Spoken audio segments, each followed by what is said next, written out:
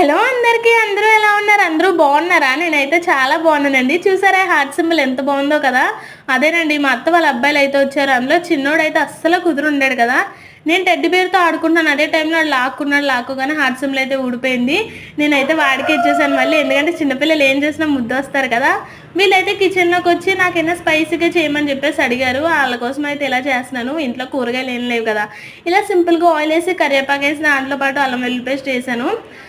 కరివేపాకు వేసినప్పుడు దగ్గరికి వెళ్ళకండి మళ్ళీ అది లేచి డ్యాన్స్ వేస్తుంది. అందులో ఉప్పు కారం వేసుకొని ఇలా సర్వ్ చేసుకోవడం అయిపోయింది. పైన నిమ్మకాయ అయితే పిండుకొని తినేయడమే. ఇలా ఒక్కసారి అయితే ట్రై చేయండి. నిజంగా అయితే టేస్ట్ చాలా బాగుంటుంది. ఒకసారి మా అమ్మ నాకు చేసి పెట్టింది. అప్పటి నుంచి నాకు ఇది అంటే ఇష్టం. ఇప్పుడు ఈ పిల్లలు అడగగానే కూడా నాకు గుర్తుకొచ్చింది. అవును ఎలా చేస్తే బాగుంటుంది కదా అని, అందుకే అలా చేశాను. నిజంగా అయితే టేస్ట్ చాలా బాగుంది. మరి రిషిగాడిని అయితే టేస్ట్ ఎలా ఉందో అడుగుదాం.